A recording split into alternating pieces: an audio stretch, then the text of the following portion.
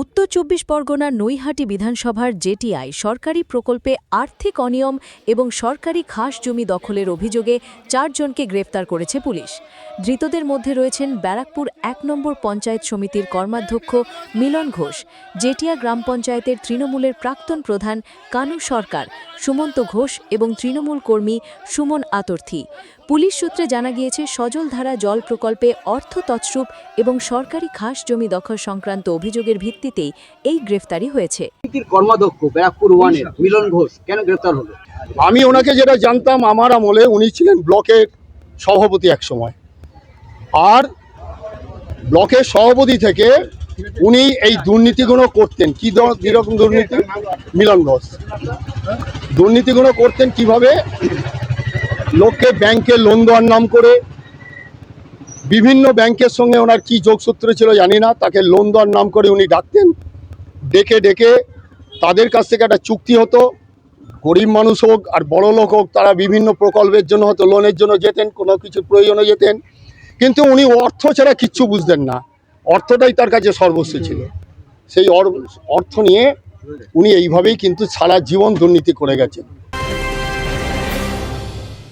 উত্তর ২৪ পরগনা ও তার আশপাশের এলাকার মানুষের সেবায় ক্যাথ ল্যাবের মতো অত্যাধুনিক সুবিধা নিয়ে পরিষেবায় ব্রতী সারদা মাল্টি স্পেশালিটি হাসপাতাল।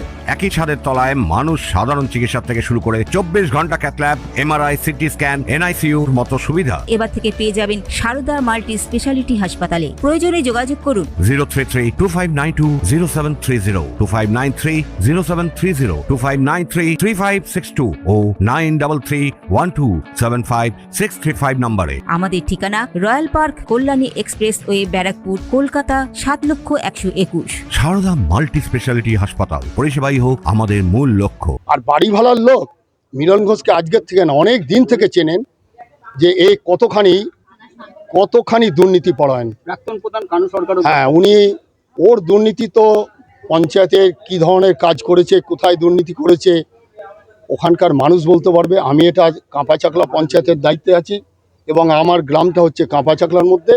এখানে জেঠিয়ার লোকের ব্যাপারটা আমি কিন্তু স্লোগান দিলেন। হ্যাঁ, স্লোগান চোর চোর দেওয়ার কারণ আমি এইটুকুনি জানি, পশ্চিমবাংলায় সরকার পরিবর্তনের পরে শুভেন্দু অধিকারীর নেতৃত্বে যে সরকার তৈরি হয়েছে, এই সরকার কাউকে ধরাচ্ছে না। কোনো প্রধান, প্রাক্তন হোক, বর্তমান হোক, কেউ ব্লক সভাপতি হোক, যারা ধরছেন, পুলিশ যাদের অ্যারেস্ট করছে, তাদের বিরুদ্ধে পুলিশের কাছে লক্ষটা হয়তো প্রমাণ আছে। এরপর ধৃতদের ৭ দিনের পুলিশি হেফাজতের আবেদন জানিয়ে ব্যারাকপুর আদালতে তোলা হয়। আদালতে নিয়ে যাওয়ার সময় ধৃতদের উদ্দেশ্যে উপস্থিত একাংশ মানুষের মুখে চোর চোর স্লোগান শোনা যায়।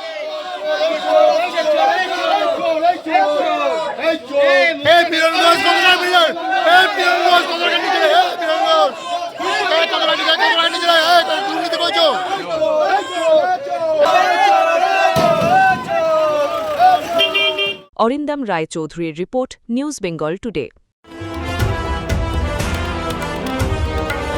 মেঘবেলা লাইভে আপনার পছন্দের টিভি চ্যানেলস সম্পূর্ণ বিনামূল্যে, শুধুমাত্র মেঘবেলা ব্রডব্যান্ডের কানেকশনের সঙ্গে। মেঘবেলা ব্রডব্যান্ড, বাংলার ঘরে ঘরে।